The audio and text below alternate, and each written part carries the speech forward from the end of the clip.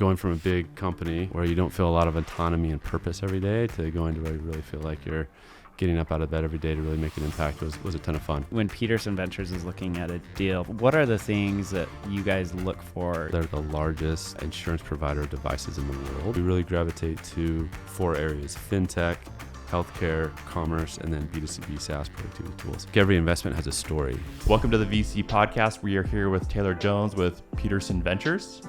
You've been here for what, 2.5 years now? 2.5 years, yeah. You came from Google. I did a stop as a founder. So I worked on a startup called Blue Matador for 2.5 years that Peterson backed. Okay. So that's how I got to know Peterson and the team, and then had the good fortune of coming on board on the investment team about 2.5 years ago. Tell us more about your background and your story.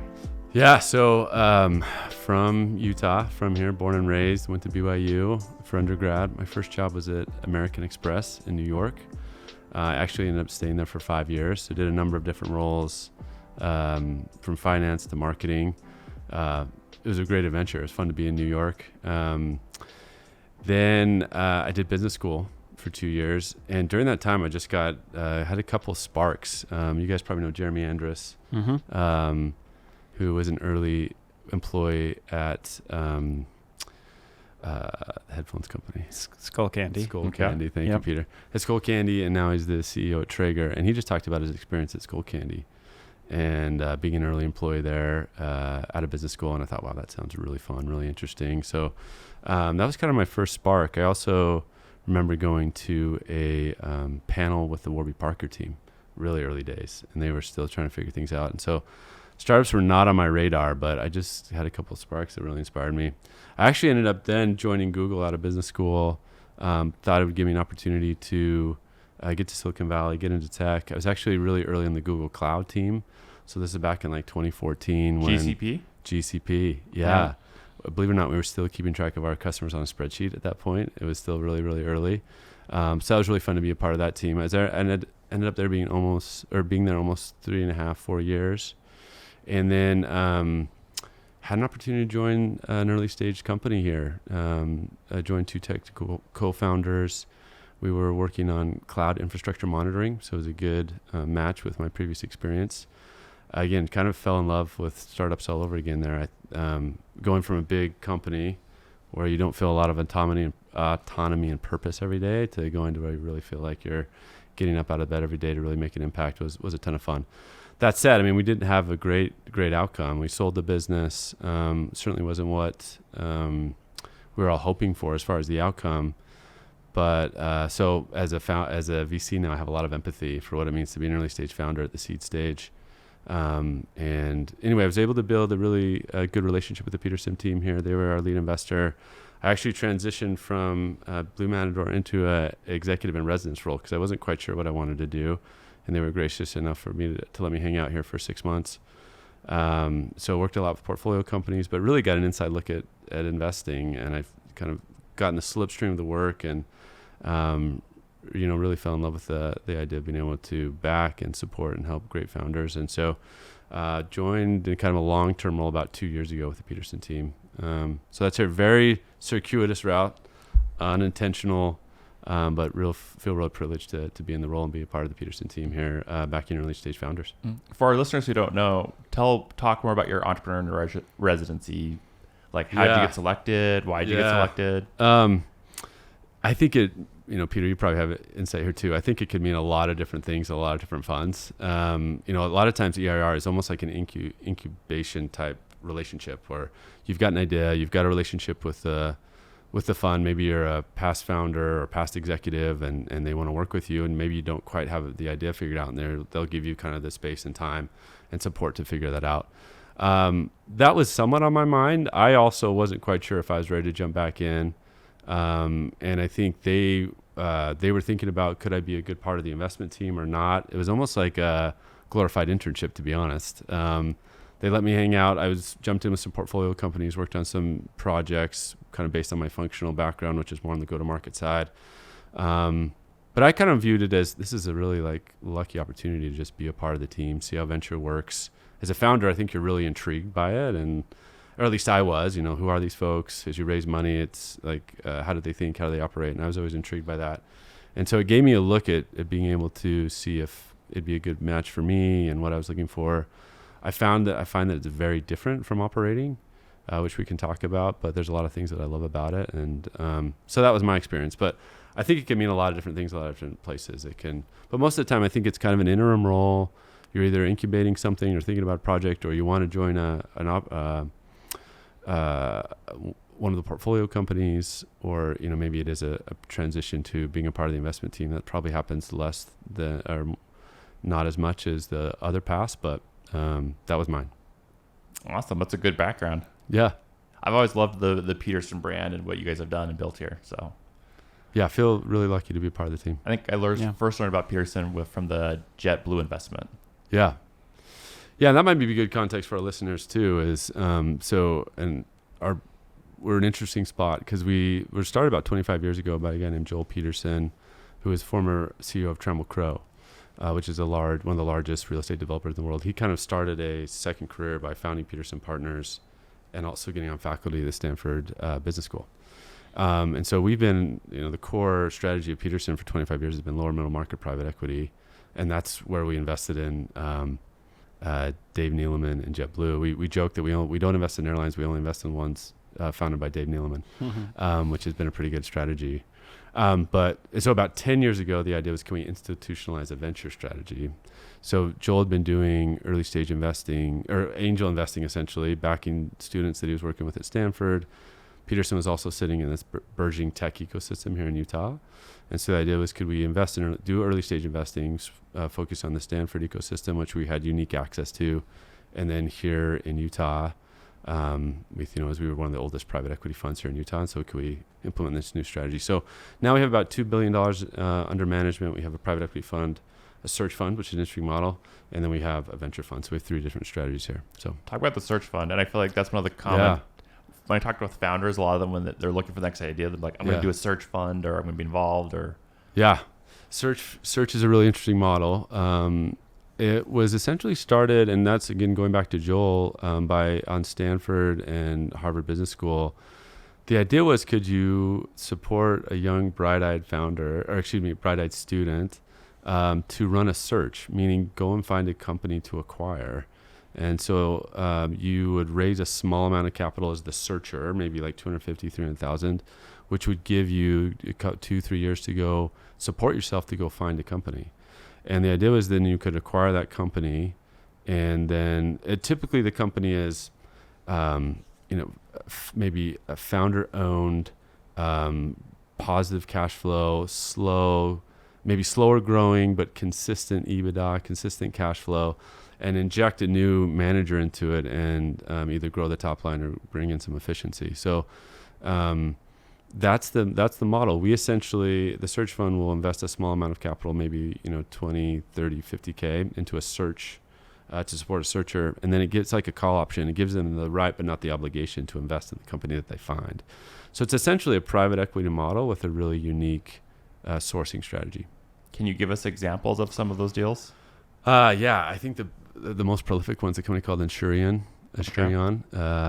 It started as a radio equipment company for tow trucks. Okay. Wow. And they found, as they were in the market, they found that they needed to insure these devices.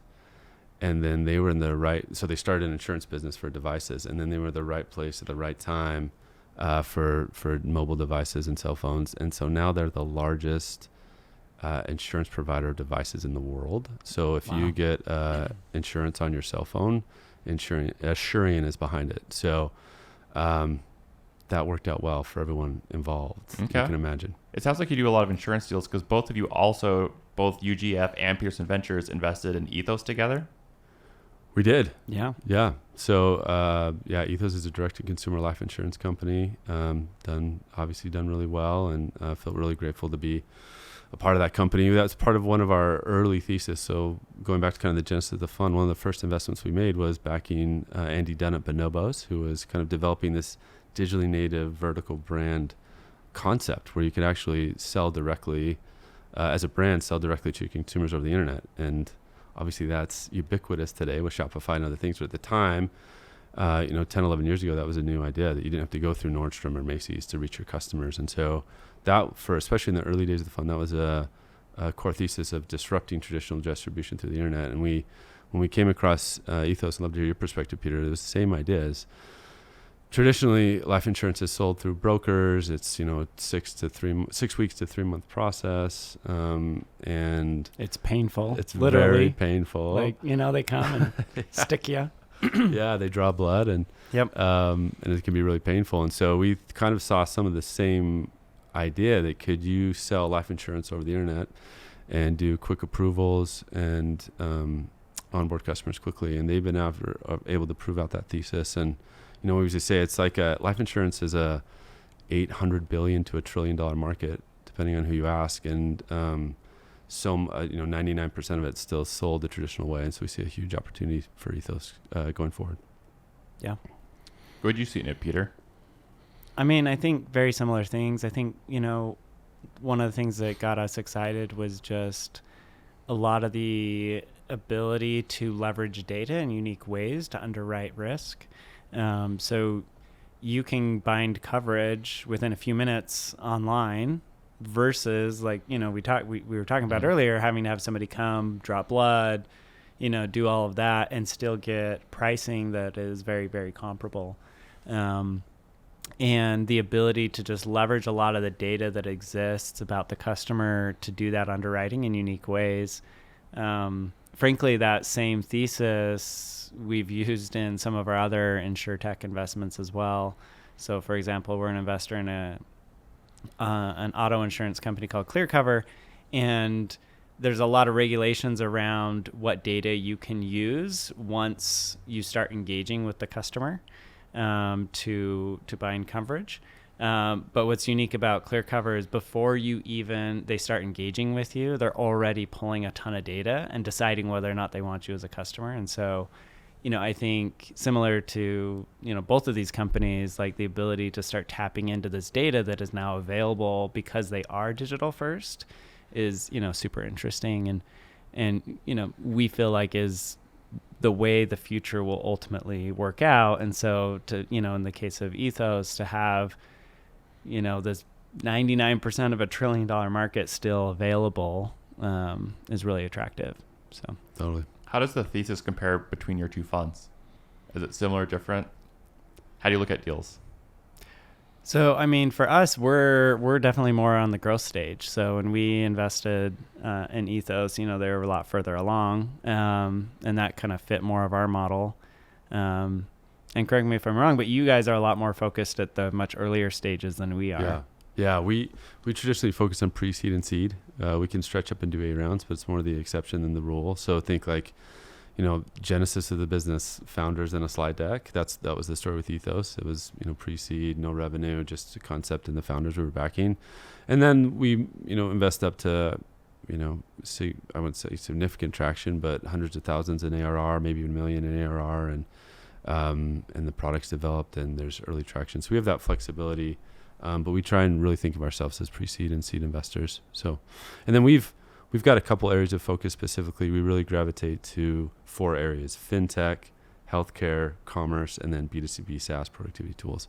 So we're generalists, but we kind of gravitate to those 4 areas. And over time, we've developed a pretty good track record in each. Will you be at the Money 2020 conference? I will. Okay. Yes. Let's go hang out. Let's do it. We should share notes on events and things. It's quite the scene. Mm-hmm. So I'm curious. Yeah. When we're looking at a deal, we have the luxury of lots of data, typically at the growth stage, because we're like Series A up.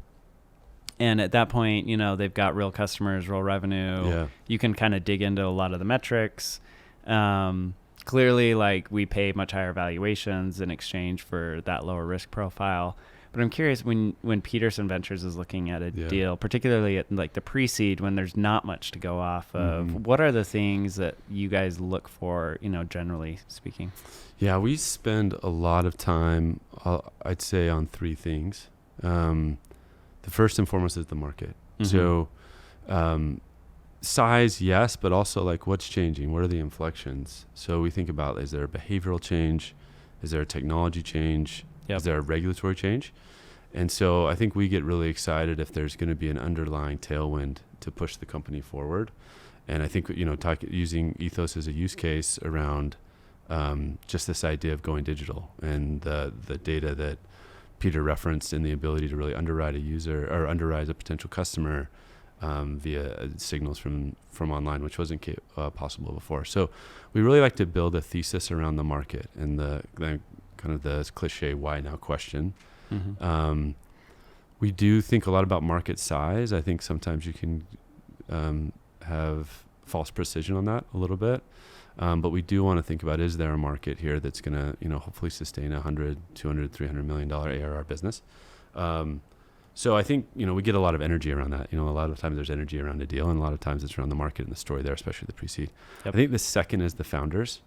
And we think a lot about, like, do they have a specific background or insight, or really an earned insight we talk about? Like, yep. Have they had some sort of exposure, whether their professional career or some other aspect where they've got a unique insight into a market or background? And there's times when, we'll just back a founder because he's a repeat founder. We have a lot of trust. We've done that. I wouldn't say it's just because of that, but sometimes it's the market that's really compelling. Sometimes it's the founder that's really compelling. Hopefully those two are the same. There's really tight overlapping circles on those two things, concentric circles, I should say. And I think the third thing I would say is, and I give Ben, our managing director at Peterson, he's got really good taste as far as like the product. And is this the right product concept to go after this market? And I think I'm learning from him a lot around that. So we do, like, I think it's just almost at the pre-seed, it's almost like an intuition. Like, would I buy this? Yeah. What is this? And we could think about different companies and things like that. But like, oh, this just makes sense. Like there's like a clear pain and this is clearly going to fix it. And a lot of times we're looking for the founder to kind of articulate that to us. Yep. But I would say it's those three things. And I think the magic, and when there's like checks every box, and it's like there's this interconnected link between those three things. And I think every investment has a story. And if you can tell the story, kind of in our investment meetings, tell the story to each other, and that gets a lot of energy around the team, that's usually when we invest. So that's great. I love that. Digging a little bit on the founder, I was having a conversation this last weekend with a friend of mine, and he was like, what are the things, because we were talking about the CEO of his company, and he was just like really excited about this founder and how great they were, and so we were talking about that, and he was like, hey, what are the attributes you really look for in a founder? Yeah. I'm just curious what your response to that is, and happy to share the thoughts. I would love to hear your perspective, Peter. I think this is really hard, to be honest. Yeah. And I think my taste as an investor, as I've kind of led deals, I gravitate a lot to the market. I gravitate a lot to the product concept, like we said. And a lot of the investments I've led so far have actually been kind of seed plus Series A. So I do kind of get a lot of comfort in the traction. And I love customer calls. I love like actually not only seeing the quantitative data as far as traction and product market fit, but actually I think at our stage we need to lean a lot on the qualitative and like the anecdotes from the customer calls we do, or expert conversation we have. But getting to your question on the founders, it's hard. What I really gravitate to, I think as a founder you have to be really good at sales. And what I mean by sales is have kind of a magnetism about you, because you need to convince customers that probably shouldn't buy your product. It's going to be buggy. They almost have to take career risk, especially in the B2B sense. Like they have to take career risk to buy your product, to go with you instead of like the incumbent that everyone else is buying, right? Yep. So I think you need to be really good that way with customers. You have to convince people to come join your company when it's really nothing and there's nothing there, and it's more often than not probably going to fail if you're looking at it rationally, right? And you've got to convince them to come and be a part of your team. And then you got to be able to fundraise and convince founders investors to back you. So I think that's one thing I kind of look for. Is there a magnetism here? And that doesn't have to be like, salesmanship. Like you don't have to be the biggest, loudest personality in the room, but are you convincing in a way and compelling that I feel like you can check all those boxes? Yep. So those are the things I look for. I think actually what really gets me excited when I talk with a founder, Chris Dixon at Andreessen Horowitz, he did a really great blog called The Idea Maze. And he kind of talks about, like, as a founder, you're in a maze, and you're at point A and you're trying to get to point Z. And if we're all honest, we're not quite sure how we're going to get there. But if a founder can lay out to me, like, here is the here's are the different unlocks of how I'm going to execute our plan to really build that, venture scale business. And almost kind of like telling me the story, as we went back to like market, founders, product concept. And if I can get really behind that, that's usually something I look for. They've thought through the logical connections between how we get from point A to point B, or actually A to point Z, and walking through that idea maze. That's something that I get really excited about too. So it's abstract. I'll be honest. It's hard. And I think what's interesting about our business is we, like I said, part of our core sourcing strategy is we've tried to develop a great brand on campus at Stanford, specifically the business school there. And as you can imagine, those are some pretty compelling people, as far as just being articulate and all that. And that doesn't always translate to being a great builder. Sure, to be honest. Sure. It's a lot of polish. It's a lot of polish. That doesn't necessarily translate to real value. Yeah, and so I think there's, and I'm sure we both had experience, Peter, where backing founders where they're incredible fundraisers, but maybe they're not terrific at building or leading or managing and all those things. So there's a special alchemy with founders, and I'll say I'm still learning. I'm 2 years into my investing career, and that's something. But a lot of times I think it's just your discernment and your judgment, and you're looking for those attributes where you feel like, oh man, I feel like this person can really grow into an amazing CEO of a big company. And so I think you're trying to envision that in your mind, like, could this person grow into that opportunity? And I wouldn't say there's a direct exact science, but it's more a feel, and you're trying to put your best judgment together to make that decision. Yeah. Yeah, no, I totally agree on the ability to sell. So that was definitely one of like my 4 things. That I think sometimes for whatever reason kind of gets overlooked a little bit. Mm-hmm. But to your point, you're just constantly selling as a CEO. And one of the things I tell my students a lot is, they're interested in doing finance, and because especially high finance, because they're thinking like it'll be a way to get around having to do sales. And I remind them, like, the pinnacle of every job is sales, right? The CEO, sales, the president, sales, right? Like, you should talk to partners at consulting firms or investment banks. That's all they're doing is selling. They're selling to clients, right? Yep, totally. Yep. So, obviously sales, I think, is a big one. And in my opinion, there are a lot of ways to be a great salesperson. So it's hard to say like, oh, you have to like follow this like framework of sales. Like, whatever it is, you just have to be effective at the end of the day. I think the other one that I think about a lot is just like, as I think about all of the founders that we've backed or met with over the last like 15 years, a lot of the great ones are just like tenacious. They just have this like drive behind them that you need, because it is hard, right? And there are days that just suck. And there are so many uncertainties where, like, where is that next dollar going to come? Am I going to be able to make payroll, right? Like, am I going to be able to deal with this new regulatory threat even at like later stages? And the founders that are just like tenacious, not going to give up, just going to keep pushing, I find are the ones that ultimately more often than not make it.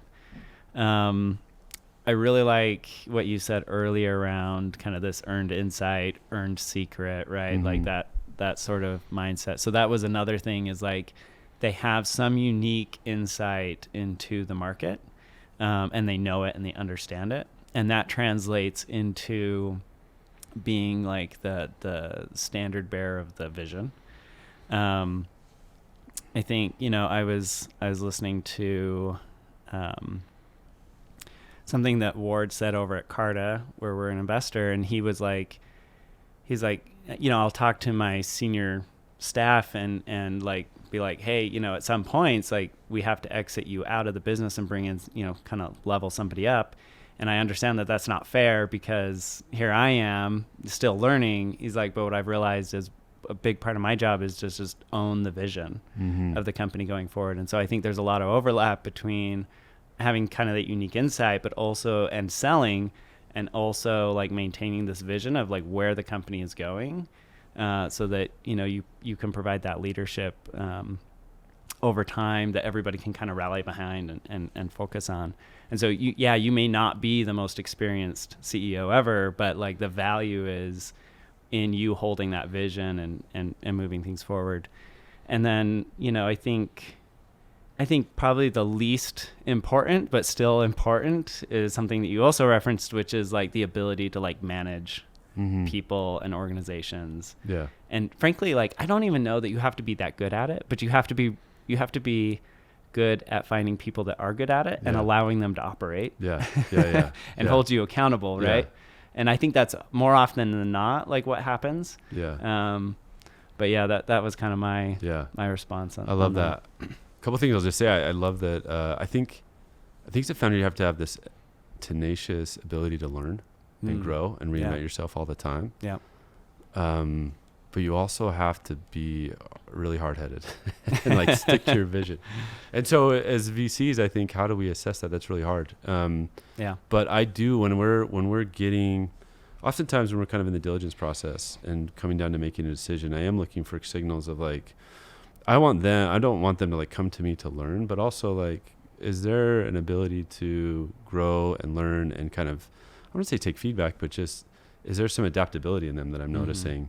And that could come through, just our Q&A, and I could see them, either kind of subtly changing the pitch a little bit, or repositioning things with me, or, making progress in other areas we've talked about. I think those signals are really interesting. And so the second thing I'll touch on too is just how you said they're kind of tenacity and grit. I don't know if you guys have seen this going around on Twitter, but Jensen Huang from NVIDIA, he did a podcast, and they said, if you were 30 years old again, would you go back, and what would you do to start a company? He's like, I wouldn't do it. It was really like, and really direct. He's like, there's so much pain involved. And granted, like NVIDIA is like $1 trillion valued companies. I don't know how much he's worth, but fabulously successful. And he's like, I want to do it again. Yeah. And so I think that just dogged determination. And I'm just thinking of another experience I had last night with the founder. They're trying to close their CMO, and they had a really good conversation last evening. And he's like, hey, I want to get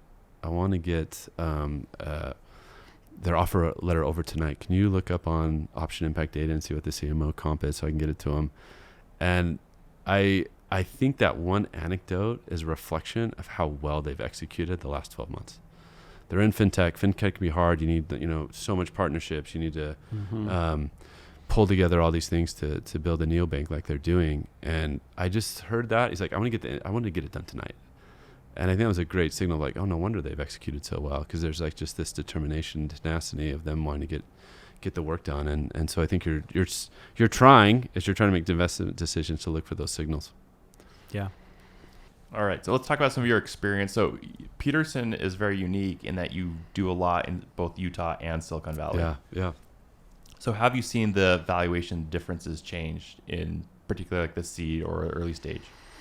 Or companies too, just like the type of companies. Okay. Let me talk about valuations first. So what's interesting for me is I started in venture in 2021. And it was like, let the good times roll. I mean, it was, there's up round every week at IC, and, new fundraising follow-ons, new valuation, new unicorns being, new valuations at unicorn status. It was great. I'm like, wow, this business is great. It's really easy. And then we've been in a different period the last 18 months. So I think, I haven't had a lot of cycles to go through as far as valuations. And we were talking about this before recording, but, seed has been pretty durable. It hasn't moved a ton, just kind of regardless of geo. I think what we are seeing a little bit, and where we're trying to be opportunistic, is pre-seed. I do think it's come down.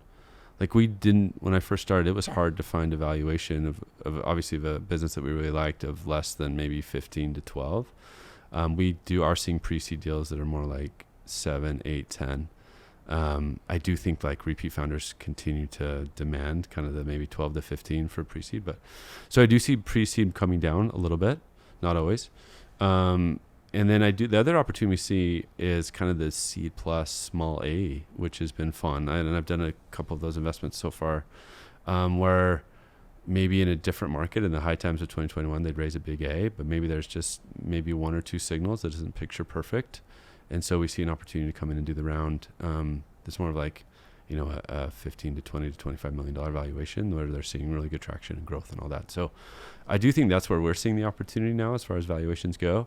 You mentioned the two geos.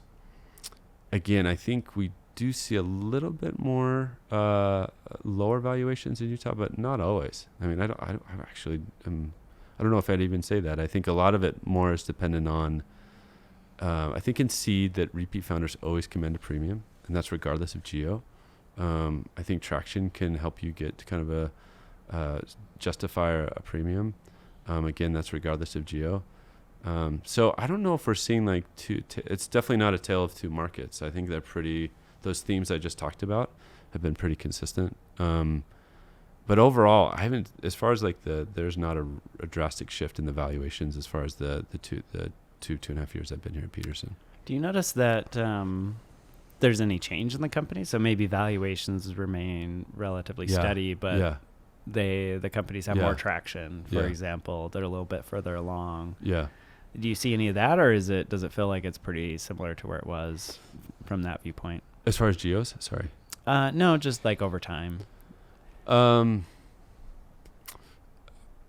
would, I don't know. I think I'm repeating myself a little bit, but what's been really interesting, and maybe it's a little bit of recency bias, like, the investments that I'm just leading right now, is it's really compelling traction. Yeah. That I think in a different market, it would have not been valued at where we're valuing it. And that's not it's not the game to like get, we're not value investors here. Sure. You gotta see the big potential that this could be a unicorn and it could be a big opportunity. But, I just wonder if maybe like the bar has like moved up. Okay. You know what I mean? So valuations remain the same, but you're like, hey, there are fewer allocators out there, and therefore the average quality has gone up, whether it's team traction, whatever it might be. And so like you could argue in a way that valuations have come down because that same founder with that same traction might have demanded a higher valuation in the past than they are now. But yeah, I think, talking about seed specifically, going back to that, I think we talked pre-recording the data from Carta that showed like seed is actually up a little bit as far as volumes and round size. Yep. And every other stage is considerably down as far as valuation and round size. So I think there's a few things that we're seeing there. One is, I would say there's four things really. The first is we're seeing a lot of multi-stage funds come down and do seed. Yeah. I don't know if you're seeing, Peter, but like, it's really interesting. We've been competing with deals with like, name brand large multi-stage funds, which has been the first. I think there's a little less of it now, but during kind of the trough of maybe, 2022 and the beginning of this year, I think seed is so insulated from the later stage funds. And so the multi-stage funds that maybe invest in A, B, C rounds, where those valuations have just been slashed so much, it was a safe place to go to invest. Yeah. And we're not, seed funds don't have to deal with like the cost of capital and valuations and for like 5 to 7 years. So let's do seed. So I think, for an end, name your multi-stage brand name fund, for them to do like a $5 million round at a $25 million post out of $1 billion fund. Yeah. No big deal. And they're $4 million at 20 posts. Like that's not material for them. So I think that's one trend. I think a second is seed funds have just gotten bigger. There's been more appetite for LPs to invest. And, I look at even the funds here in Utah, we're all kind of as seed funds are all investing at $100 million funds. And so there's just capability and capacity to write larger checks. Yeah. And I do think the third thing is like a flight to quality, right? Like you're kind of referencing, Peter. I do think everyone's thinking about at seed, like how do we ensure that this company can get to an A round? And not ensure, but like, do we feel really good about them graduating when raising an A is really hard, raising a B is really, really hard? Yep. And so I think you're thinking through, okay, is this a company that I want to back, and can they get there? And so, I think we always have a high bar when we invest, but that is something you're thinking through is maybe I'll wait and see on this one, right? And see if they can get a little more traction and see that eliminate some risks on their path to a Series A. So those are the things that come to mind for me. We did a little bit of that where we were like, as a traditional growth equity fund, but we'll do some early stage stuff. Some of the deals that we've done this year have either been really, really compelling growth stage deals where the company is profitable and, the valuation's super compelling and it's just like a unique opportunity.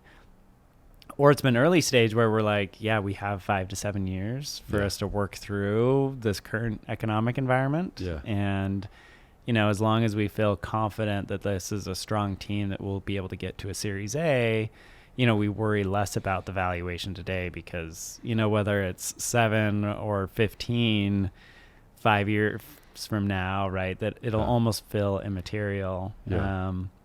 And so, I can echo a lot of what you and we have also seen of these other multi-stage funds kind of coming down and playing in that area because you have so much more runway. Yeah, totally. Yeah, and I think it'll be interesting. I think it was just an acute like 6 months where we saw that really happening on the multi-stage side. So maybe they're kind of coming back up a little bit. Yeah. But it'll be interesting how that plays out.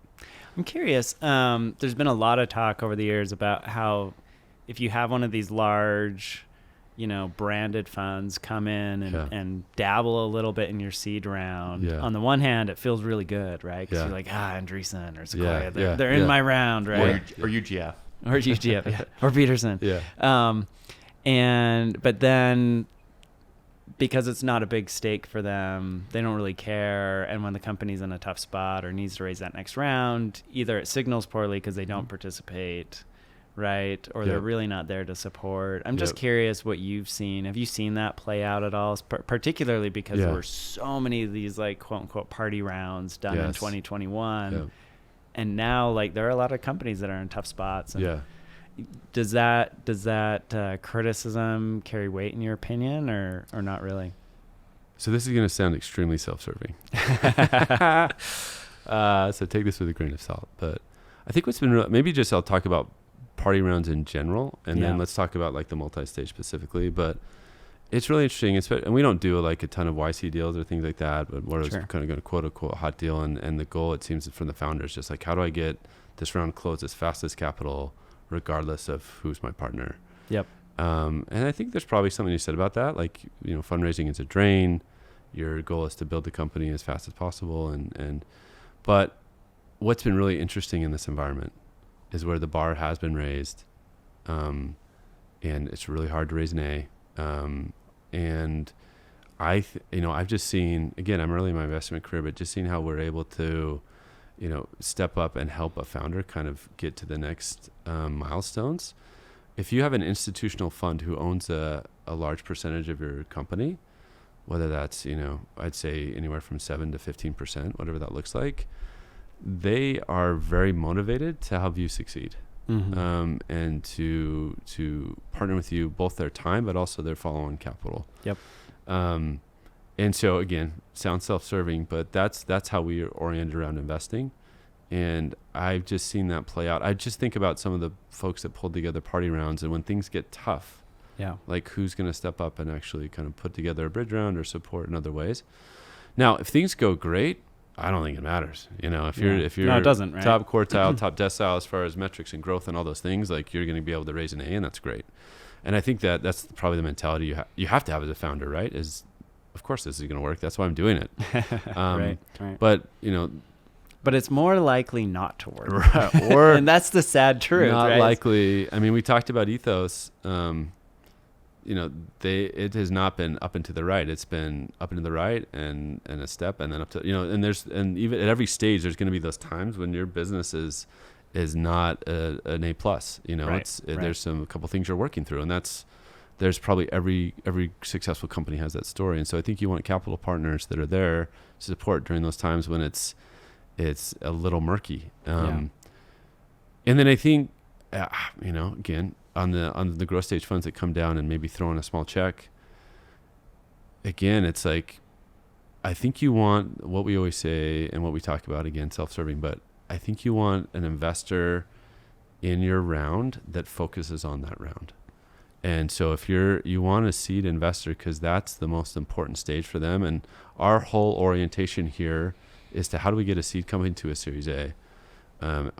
And we're oriented around that. I think a multi-stage fund is sure, you know, their orientation. It could be just, let me put in a small check. Let's see how this goes. And we'll step up and do the A, and we'll be well positioned. If it's not going well, there's not a lot of a motivation to step up and help. So, that's how we think about it. That's our pitch to founders. Yeah. And I think it's really on maybe the downside or the suboptimal side is when it's really important to think about. Yeah. No, and I totally agree. I'm almost embarrassed I am embarrassed to say we participated in a bit of a party round in 2021 and got really excited about market and the founders and the a lot of these things.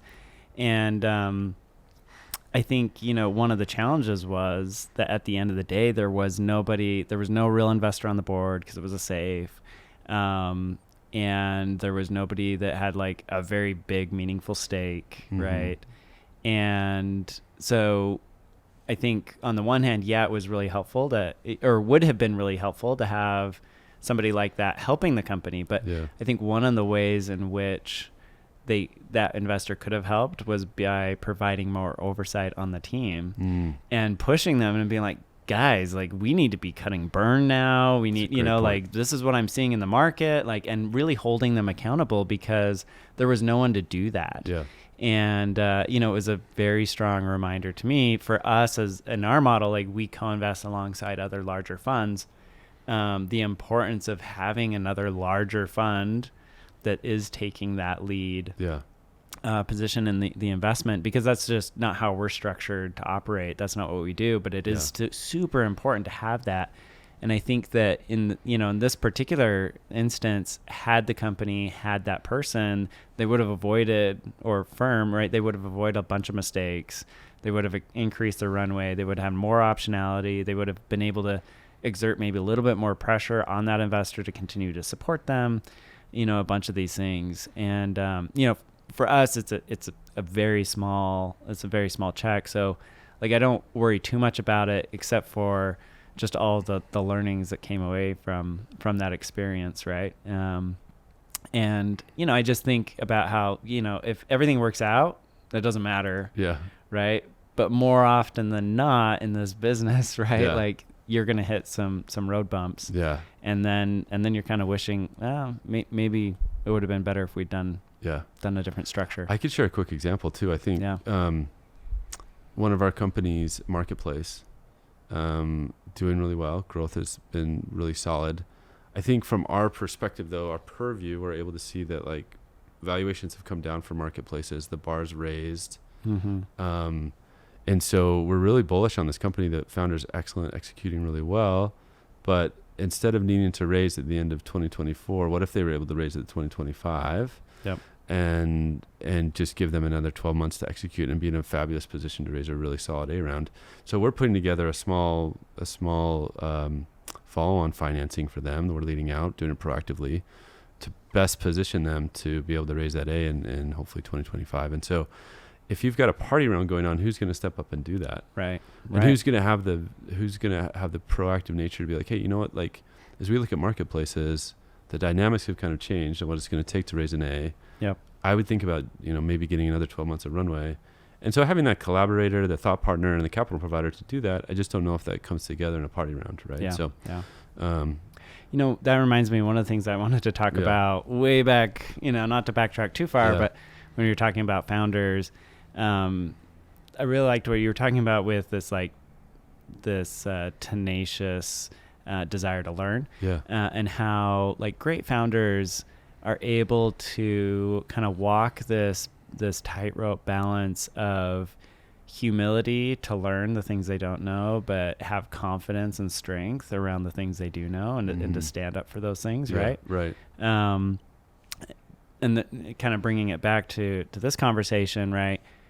To be able to work with a founder where you guys have this expertise that they don't necessarily have, right? I mean, you're seeing all of these deals, you're understanding like the broader landscape of what's going on, and to be able to share that with the entrepreneur, and the entrepreneur to say, hey, you know what? I'm going to like put my ego to the side and say, instead of trying to go out and raise like the Series A now, which may or may not end up, where I want it to be, to work with you guys to really position the company really well for that Series A in 2025, right? And I think that is like another like really interesting hallmark of a very mature founder. Yeah, totally. Yeah, I think I'm thinking as we're talking, but I found too, we do a lot of pre-seed, and we can't help the founder find product market fit. Like that, there's just some black magic there as far as being in the market, bringing products to market, having contact with, I was going to say contact with the enemy, but contact with customers and getting real feedback. And I think that's actually sometimes where VCs can do harm, is like, I think you should do this, or you should try this, or what about this market, or totally. why don't you chase AI or whatever. Totally agree.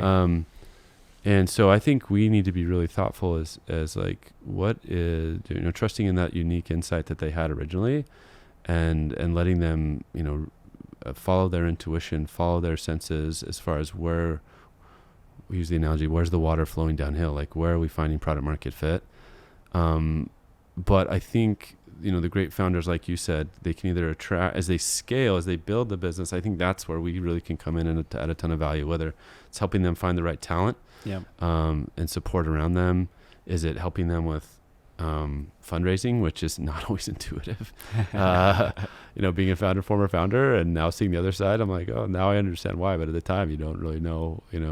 There's some things that are unintuitive, so helping there. Market perspective, I think things like that, and having I liked how you said earlier, Peter, like being really convicted about the vision, but then being adaptable in other ways. I think that's the the magic of a great founder. Yeah, totally. Let's talk about valuations. So did you hear about what's happened with Loom? It was recently acquired by Atlassian for $975 million. It's a video business, but they're previously valued at $1.5 billion. Yeah. Are you seeing like similar trends across the board still, or do you think we've like plateaued? I think the story is yet to be told. I mean, it's fascinating with the public markets, right? You get feedback very fast. Over the past 18 months, valuations, especially the trough, are down like 80, 90%. The private markets just don't work like that. These are assets that are only valued during transactions, unless you're really proactive in marking things down. And the auditors are looking at the books and they're ensuring that happens. But that's a slow process. It's a slow burn. So I think we're definitely going to see more of that. And I think that's okay. Like, I think the fact that Loom exited for $975 million is just fabulously successful and amazing for all involved. Now, maybe the late growth stage investors are feeling some pain there. But, that's kind of the risk profile of that asset class. I think when it's an up market and it's going great and you're able to get in right before an IPO, there's been some, you can make very fast money. I think for the founders, the early stage investors, it's just a fabulous outcome. So I think that's the lens I would look through Loom at, is what an amazing investment for early stage investors and the founders, an incredible outcome. And so I know that I just saw some chatter on Twitter around TechCrunch positioning, and is like, oh, we have to justify how we only sold for $975 million. It's like, I think it's so rare, and I'd be just bursting with pride if that was one of our portfolio companies. Yeah, I agree. I think it should be celebrated. Yeah, I think it's great. It's a great outcome. And look, I mean, even the growth stage investors, barring any lack of protective terms, they're probably okay too. Yeah, right. I mean, they're probably at least getting their cash back, and totally. This is probably a pretty solid win all the way around. I mean, you look at the other news this week, which was Convoy shutting down, and how much money they raised, pushing a $4 billion valuation last round to go to zero. I think, a lot of growth stage investors would look at that, those two outcomes would be like, I will take Loom all day long, especially in this environment. So I think there's also kind of that aspect of it. And I think a lot of companies, I mean, I don't know what your thoughts are, what you guys are seeing, but it won't surprise me if Convoy's not the last, high profile, well-funded company that kind of hits a bit of a wall here. Yeah, I don't feel like I'm totally informed. I know just the freight market, it's been wow, what a roller coaster, right? Like up and down. And so it sounds like, revenue was suppressed a lot, and then if you don't have a profitable model, you're in a really tough spot. I think there was more willingness before if the revenue, it was kind of like the one metric before was revenue growth, and if that was solid, there'd be investors to step up and continue to fund your business. I think if it's not profitable, burning a lot of cash, I think that's one of the big lessons from the public markets is like rule of 40 is a thing again, meaning, rule of 40 is your growth rate plus your cash flow rate or cash flow percentage or EBITDA. So that's a thing again. And I think that's a lot of how I think the world's oriented or rotated to that. And yeah, I do think there's probably some growth stage companies who haven't found the efficiency yet and might be in a tough spot to have the next capital provider step up when they're not hitting those both growth and efficiency metrics, which is a new orientation for a lot of founders. Yeah, efficiency. Like, we think a lot about like unit economics, right? It's like, well, if you've got an efficient business where the unit economics are profitable, you can make cuts to push the business into profitability. Yeah. But if you're still in the like, hey, we're going to spend a lot of money to acquire market share and then we'll figure it out with scale, or we're trying to fundamentally change customer behaviors and spending against that, that's really challenging in a capital constrained market. Yeah. And I do not envy those founders in that position. Yeah. Yeah, and I think that's probably maybe part of the symptoms we're seeing in the market right now is it was kind of growth at all costs, and maybe there's less focus on are the unit economics solid, CAC, LTV, retention numbers, etc. And so I think now when growth is harder and efficiency is more important than ever, there's definitely going to be some companies that are going to be in that spot. So one of the things that I've thought a lot about with Convoy, and this is partly related to some of our other investments, that I don't know, one of my takeaways, I guess, is that Convoy, because we've done a decent amount in the logistics space for investors and like Flexport and stuff, and Convoy really focuses on this, like, call it 5 to 15% of the market that fluctuates a lot, the spot market. Yeah. And, I think what happens is when freight is, in high demand and, that piece of the market grows a ton, right? But when it contracts, it's the first thing to disappear. Yeah. And so when evaluating similarly type businesses, it's like marketplaces can be super powerful, but if they're not sitting at the core of the pain point and, with the core customer, do they end up being some of the first things to go? Yeah. Right. And so just like having that mentality, because they had product market fit when times are good. Yeah. Right. But what happens when times are bad? Are they really the critical solution in the value chain? Yep. Or are they the first to go? Yeah, yeah. So I don't know. That's just something that, I've been thinking a lot the last few days since watching them go under, is like when we're evaluating businesses, ensuring that like the product is solving kind of that core need for the core customer. Yeah. So you don't get caught up in that marginal layer. Yeah. It's really interesting. I think there's both a macro perspective you can look at, like you're saying, like how does this business shift as macro conditions change? I think we do fintech investing. We've done a little alternative lending investing, and those are things we think about. Prop tech. I think sometimes you really need to think about that. Like, how is this going to be effective if the market turns? We've had some hard lessons there for sure. And then I think at the micro level too, we talk a lot about ROI. Like, is this a nice to have product or a must have product or mission critical product? Yep. And is it an operating system in the sense, or is it a core system that it's not going to be the first thing to cut when the CFO says we need to get more lean as a company. And so we talk about that a lot. Like, where does this fit in the value chain? Especially when we're thinking about SaaS or B2B solutions. Yeah.